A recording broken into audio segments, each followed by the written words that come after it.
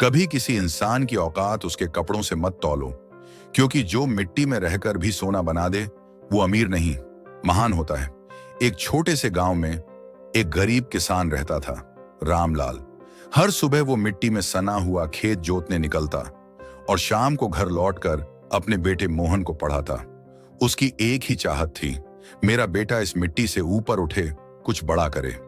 मोहन पढ़ाई में बहुत तेज था, लेकिन स्कूल के बच्चे उसका मजाक उड़ाते। अरे, मोहन का बाप तो मिट्टी खोदता है, वो क्या बड़ा बनेगा। मोहन को यह सब सुनकर गुस्सा आता। एक दिन वो घर आया और चिल्लाया, बाबा, लोग आपका मजाक उड़ाते हैं। अब मैं आपसे बात नहीं करूंगा जब तक आप ये गंदा काम छोड़ नहीं देते। बाप मुस्कुराया, आंखों में हल्की नमी थी मगर चेहरे पर सुकून। बेटा, उसने कहा, ये मिट्टी ही तो हमें रोटी देती है, कभी इसे नीचा मत समझना। समय बीत गया। मोहन पढ़ लिख कर शहर चला गया।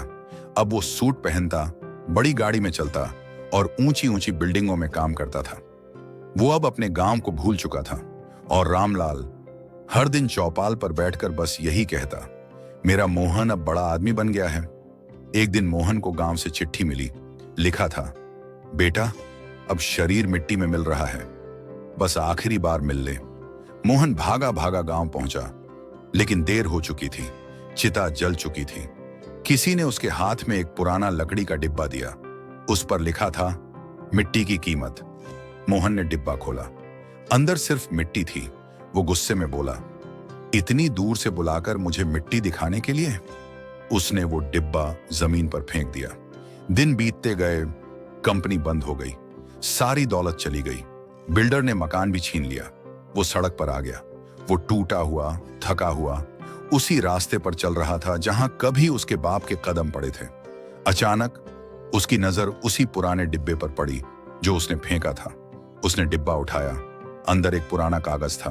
उस पर लिखा था, बेटा, जब तू ये पढ़ेगा तब समझेगा, जिस मिट्टी को तू गंदा समझता था वहीं तेरी असली पहचान है।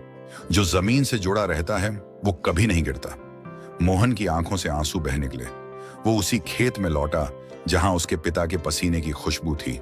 वहीं मिट्टी में उसने अपने हाथ लगाए और कहा, बाबा, अब समझ गया, जो इस मिट्टी को इज्जत देता है, जिंदगी भी उसी को इज्जत देती है।